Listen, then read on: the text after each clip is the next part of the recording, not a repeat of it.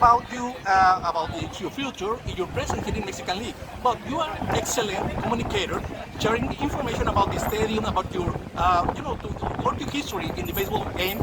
Are you thinking about in the future, probably 5, 10 years, and working in that, I don't know, in the TV shows or in Major League Baseball TV or ESPN or I don't know. You are a great communicator. Yeah, I appreciate that. That's very cool for me to hear. I do my best to try to communicate clearly and entertain people, so I'm happy that it's coming across that way. I'll be in media in some capacity the rest of my life, or maybe at least until retirement age. I have my media company, Momentum.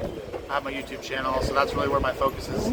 I can't rule anything out in the future. We'll see where it goes, but I want to build the biggest baseball entertainment company out there, biggest network. I want to bring young people back to the game.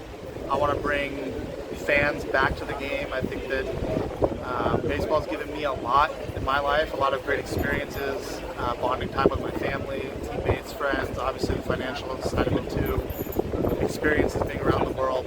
I want other kids to have opportunities for that. So that's really what we're trying to do with the media company, is to spread that worldwide and give people information and entertainment and get them into baseball. So I plan on doing that for the next 30 years, and at least, and we'll see what else I get into. That is the reason for this question, because you have a lot of followers, a lot of people enjoy your information, and you have, a charming when you share this information about the baseball, the inside, what happened inside the baseball before and after the game. Yeah. That is great, and that is very important because probably a lot of people they never know about what happened in the clubhouse or in the bus, and in the road. And that is very, very important for the people. Yeah, when I was a kid, I looked up to the players on the field, but I only ever got to see them on the field. So they felt foreign, because it's like, I'm just little me, and they're this superstar, and I didn't feel like I could connect with them, because, like, how could I ever be that? I'm just little old me. So I'm trying to give,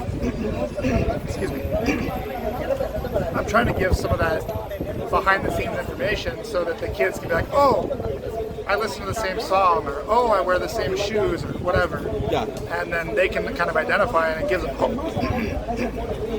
I'm a little bit sick, I'm sorry. But hopefully it gives them hope for the future that they one day could be that if they want to be. So. Actually, my channel is The Ritual.